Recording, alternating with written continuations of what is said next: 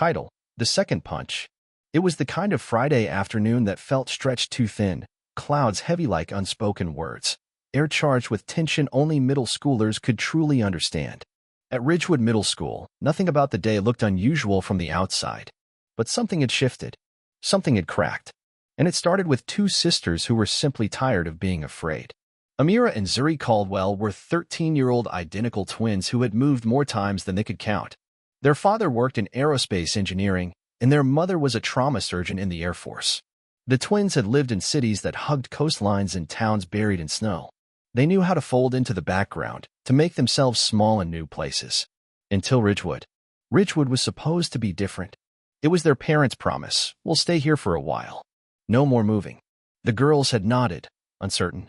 Stability was a foreign concept, but they liked the sound of it. The first day of school was a slow descent. It began with the looks, the kind of half-glances that pretended to be curiosity but were steeped in something else. At Ridgewood, Amira and Zuri's deep brown skin and thick natural curls stood out in stark contrast to the overwhelmingly white student body. Their style, simple, comfortable, practical, wasn't flashy, but it was confident.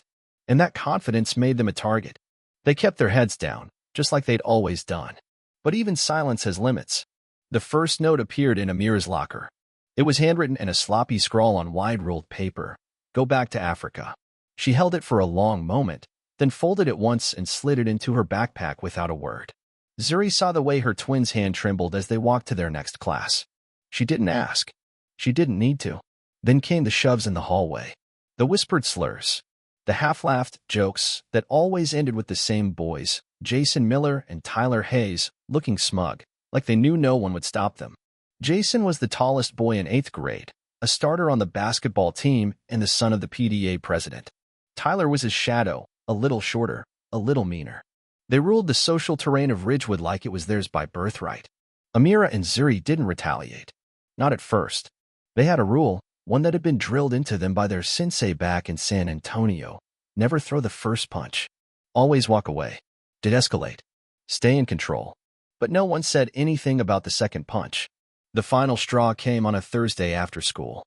Zuri had stayed behind to ask her science teacher a question, while Amira waited by the bikes. Jason and Tyler found her near the side entrance, just past the science wing, where the cameras didn't quite reach. They came out of nowhere, smirking like villains from a bad movie. "Hey, monkey," Jason said, yanking her backpack off her shoulder.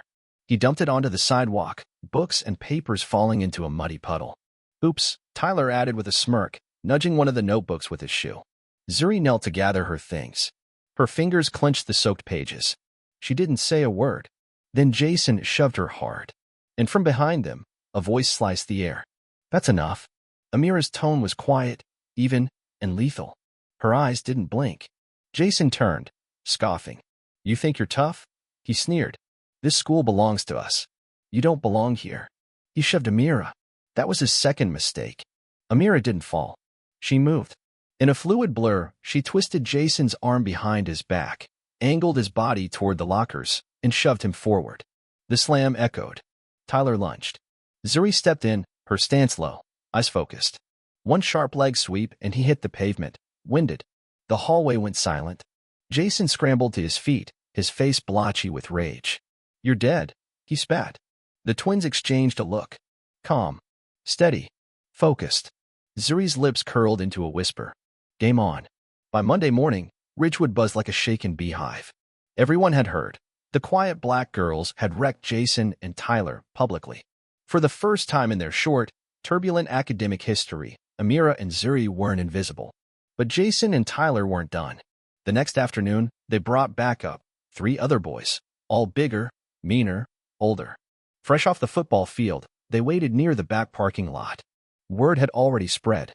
A group of kids had quietly followed, lingering just far enough not to be seen but close enough to witness whatever was about to go down. 5 against 2. The twins arrived on foot. Amira wore her favorite gray hoodie. Zuri had tied her curls into a tight bun. They didn't flinch. Jason stepped forward, a bike chain dangling from his hand. Last chance to apologize. Amira blinked slowly. "We don't do apologies for defending ourselves." Jason grinned. "Then don't say we didn't warn you." For the first time, Zuri hesitated. 5 against 2 wasn't fair. Even for them. Her heart pounded. Doubt crept in. Amira saw it. She touched her sister's wrist. Just enough. I've got your back, she whispered. Always.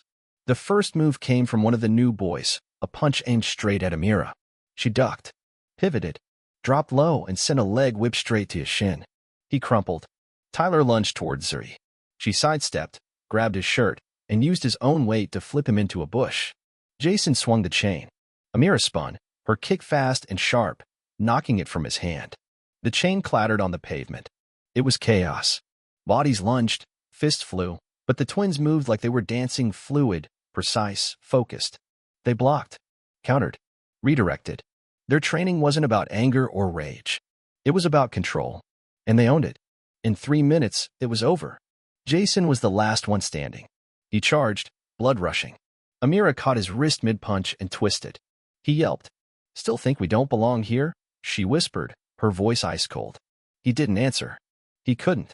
The boys stumbled away, groaning and bruised. A silence spread. From the edge of the crowd, someone clapped. Then another. By Tuesday, everything had changed. The lockers stayed shut. The whispers stopped. There were no more notes. No more shoves. The twins didn't brag. They didn't smile about it. They just walked the halls like they'd earned the right to exist. Because they had. Teachers didn't ask questions. Administrators never called home. Maybe it was fear. Maybe it was shame. But the school adjusted. They didn't. One day, a kid from their English class approached them during lunch. His name was Noah. He was quiet, artistic, always sketching in his notebook. "Hey," he said, nervous. "That was kind of amazing. What you guys did." "We didn't do anything special," Zuri replied. "You kind of did," he said, smiling. "You made them stop." Amira tilted her head. "Why are you telling us?" He shrugged. "Because some of us were waiting for someone to do it." From then on, a shift began. Subtle, small. Amira and Zuri weren't just the girls who could fight. They were the ones who fought back. And that mattered more than anyone expected. By spring, they weren't alone at lunch anymore.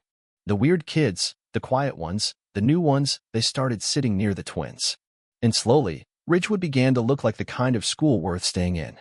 Not because the bullies vanished, but because someone finally showed them that the second punch, when thrown right, could echo louder than any first. And Amira and Zuri? They walked every hallway like they were born to be there. Because they were.